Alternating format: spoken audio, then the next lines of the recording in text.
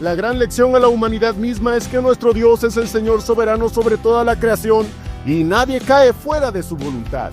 Si Sidón no lo entendió en su momento, fue un gran problema para ellos. La pregunta es para ti que hoy me escuchas. ¿Entiendes el mensaje de Dios aquí? ¿Reconoces algo de Sidón en tu propia vida? Los mismos pecados se han repetido una y otra vez, generación tras generación y pueblo tras pueblo.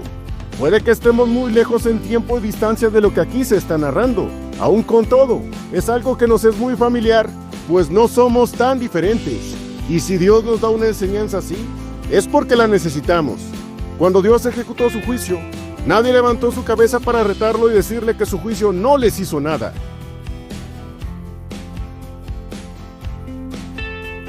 Un Dios con mucho que decir y un mundo con mucho que aprender. La profecía contra Sidón y la restauración de Israel. Hijo del hombre, pon tu rostro hacia Sidón y profetiza contra ella. Y dirás, así ha dicho el Señor Jehová, he aquí yo contra ti, oh Sidón, y en medio de ti seré glorificado, y sabrán que yo soy Jehová, cuando hiciere en ella juicios, y en ella me santificare. Ezequiel, capítulo 28, versículos 21 y 22. Hasta ahora hemos analizado las profecías de Ezequiel contra 5 de las 7 naciones a las que Dios tenía algo que decirles. En este interludio, si lo podemos llamar así, en el que hubo un silencio sepulcral hacia los judíos. Ahora es el turno de Sidón y el espacio que se le dedica a este bloque de profecías es el más corto. La ciudad de Sidón era otra ciudad portuaria cerca de Tiro. Dios tenía una palabra de juicio para hablar en contra de ellos también.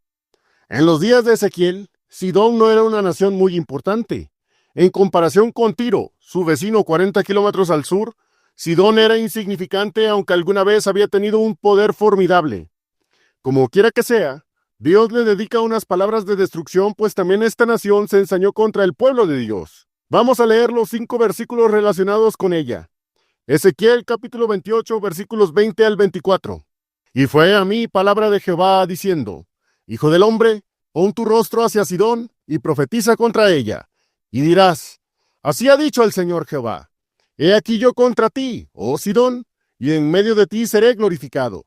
Y sabrán que yo soy Jehová, cuando hiciere en ella juicios, y en ella me santificare, y enviaré a ella pestilencias y sangre en sus plazas, y caerán muertos en medio de ella, con espada contra ella alrededor, y sabrán que yo soy Jehová. Y nunca más será a la casa de Israel espino que le punce, ni espanto que le dé dolor, en todos los alrededores de los que los menosprecian, y sabrán que yo soy Jehová.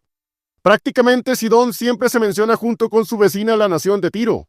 De manera similar, aunque no tan importante como Tiro, Sidón era conocida por su comercio marítimo y por él ostentaba una cierta riqueza.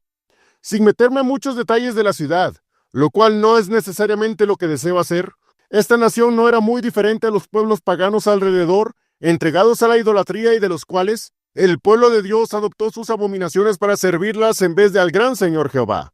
Por supuesto, su idolatría y su arrogancia, lo cual parece un distintivo en las personas de esta región marítima, lograron que sus vidas las llevaran lejos de Dios. Sobre todo, cuando la debacle de Judá llegó en manos de Nabucodonosor, esta nación se ensañó literalmente contra el pueblo de Dios y abonaron a la invasión, siendo ellos cómplices voraces por el gusto de ver a Judá derrotado.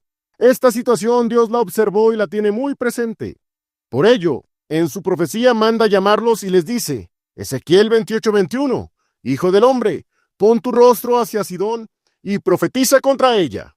Cuando Dios no es el Señor en la vida de una persona, y esto es algo que yo recuerdo muy bien de mi pasado sin Él, no interesa qué se está haciendo ni las consecuencias que conllevan estas acciones.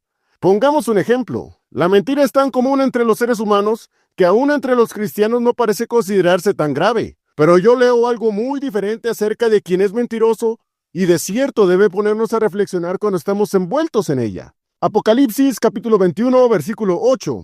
Mas a los temerosos e incrédulos, a los abominables y homicidas, a los fornicarios y hechiceros, y a los idólatras, y a todos los mentirosos, su parte será en el agua ardiendo con fuego y azufre, que es la muerte segunda.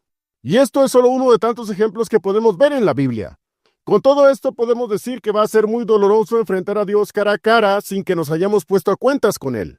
Asimismo, Dios dirige su profecía contra Sidón, una nación corrupta e idólatra cuyas acciones no pasan desapercibidas en lo absoluto. Ezequiel capítulo 28, versículos 22 y 23.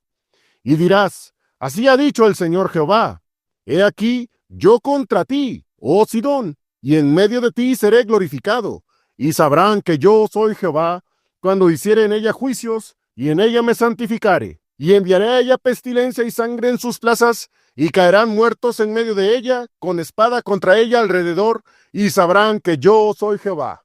Si alguno se enfrenta a un enemigo poderoso, aunque pueda costar mucho y sea muy difícil, puede que encuentre una manera de vencerlo. Pero cuando Dios dice, así ha dicho el Señor Jehová, he aquí yo contra ti, oh Sidón, ¿quién puede salir victorioso? La derrota es segura, pues Dios es invencible. La pestilencia y destrucción pública en sus propias plazas y frente a ellos mismos sería inevitable, y claro, una consecuencia real de sus pecados. Pero además, Dios sabe que Sidón se ensañó contra Israel. Entiende que no nada más no se detuvieron, sino que con saña acompañaron a los caldeos para destruir a los judíos, no solo físicamente, sino hasta de una manera desmoralizante, perpetraron las más desgarradoras atrocidades contra un pueblo que lo único que les hizo fue ser más grande que ellos. Si fue envidia, coraje, algún tipo de rencor, o todo esto junto, eso yo no lo puedo descifrar. Lo que sí sé es lo que hace Dios ante comportamientos de esta naturaleza. Ezequiel 28:24. Y nunca más será a la casa de Israel espino que le punce, ni espanto que le dé dolor, en todos los alrededores de los que los menosprecian, y sabrán que yo soy Jehová. Oh sí, la venganza es del Señor. El castigo era merecido hacia los judíos, pero tanto los sidonios como las naciones alrededor debían aprender y arrepentirse de sus acciones. Pero como su pecado los dominaba, todavía se fueron más de frente contra el pueblo de Dios. Ojalá y este mundo entendiera más cómo Dios manda sus mensajes. En todo esto, la gran lección a la humanidad misma es que nuestro Dios es el Señor soberano sobre toda la creación y nadie cae fuera de su voluntad. Si Sidón no lo entendió en su momento, fue un gran problema para ellos. La pregunta es para ti que hoy me escuchas. ¿Entiendes el mensaje de Dios aquí? ¿Reconoces algo de Sidón en tu propia vida? Los mismos pecados se han repetido una y otra vez, generación tras generación y pueblo tras pueblo. Puede que estemos muy lejos en tiempo y distancia de lo que aquí se está narrando. Aún con todo, es algo que nos es muy familiar, pues no somos tan diferentes. Y si Dios nos da una enseñanza así, es porque la necesitamos.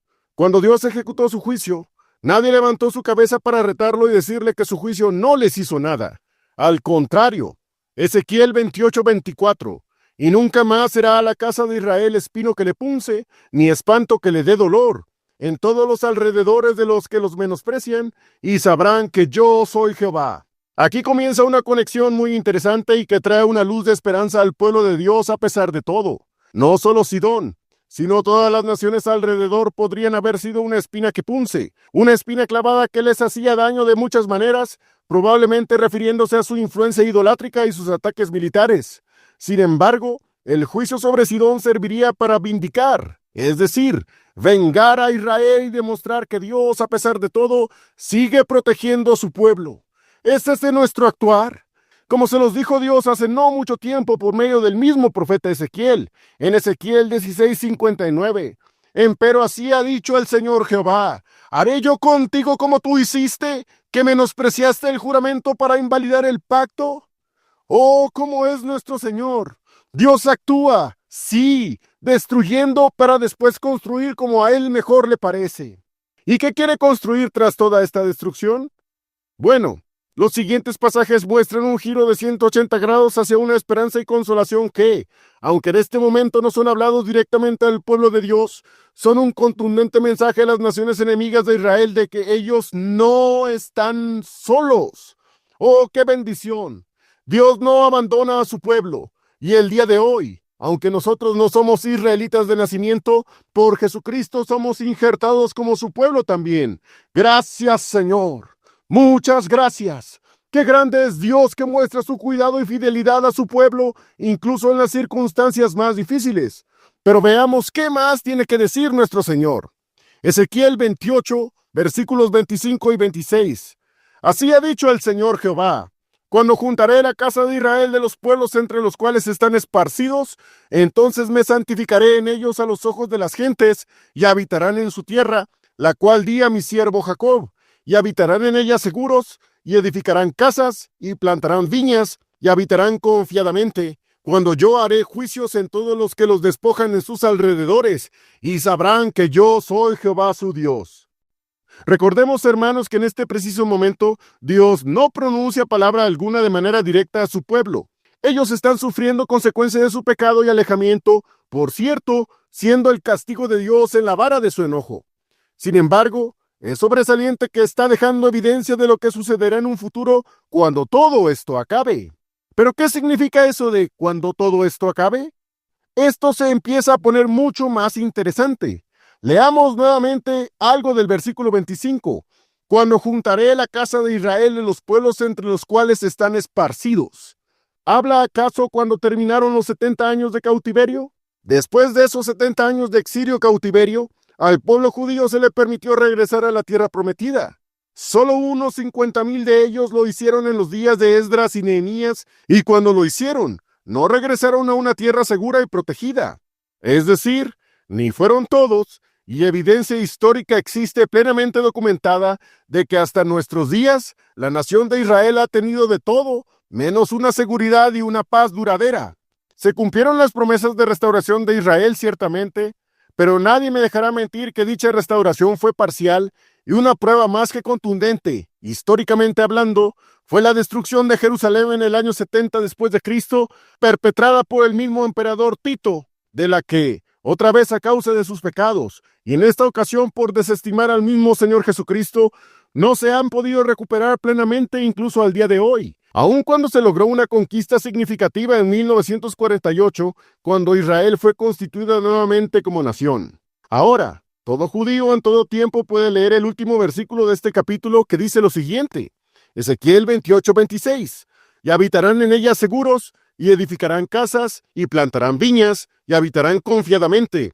Cuando yo haré juicios en todos los que los despojan en sus alrededores, y sabrán que yo soy Jehová su Dios. Lo podrían tomar como una esperanza de que algo como esto el día de hoy todavía no está cumplido, aunque eso yo no lo sé, porque solo el Espíritu Santo nos guía a toda verdad, y solo aquellos que lo tienen reconocen esta esperanza. Este breve mensaje sería fuente de aliento para los exiliados, por poner un ejemplo. Además, fue solo una vista previa del desarrollo más completo del mensaje de restauración que se les daría en los capítulos 33 al 39, los cuales en su momento estudiaremos, por cierto. Entonces, ¿no será para nosotros, el actual pueblo de Dios, un mensaje de esperanza? La respuesta es obvia, pues debemos saber, y Pablo da una amplia explicación de esto en su carta a los Romanos, que para que Israel llegue a una plenitud total de libertad y salvación, Cristo tiene que venir por segunda vez y juzgar la maldad de este mundo. Seremos tan bienaventurados cuando ese día llegue, aún más que el día de hoy, y veremos a nuestro Salvador cara a cara. Cualquier palabra que apunte a ese glorioso día nos llena de paz y esperanza para quienes hemos confiado en nuestro Cristo como Señor y Salvador. Y por cierto, todos los profetas, desde Isaías hasta Malaquías, traen un tema principal retomado, como ya lo mencioné, por el apóstol Pablo. Dios no ha terminado con Israel como nación. Aquí no se mencionan ya juicios. Eso ya habrá pasado, pues será el tiempo de un Israel restaurado, y eso es una belleza considerarlo por nosotros, que aunque somos ovejas de otro redil, somos ahora un solo pueblo cuando Cristo quitó la pared intermedia de separación que había entre nosotros y los judíos, y quitó en esa cruz los pleitos y las enemistades que por naturaleza existían entre ambos grupos de gentes. Ese milagro que Cristo hizo al pagar nuestros pecados nos hace partícipes y consortes de una gracia que de ningún modo merecíamos y que ahora, solo por creer, tenemos ya segura como una firme ancla en el alma. Si tú no le has recibido, no esperes un día más, pues no sabes si Cristo llega hoy, en la noche, en la madrugada, o si te llama a pedir cuentas en este mismo instante. Acepta a Cristo, cree en Él y vivirás. Que Dios siempre te bendiga. Amén.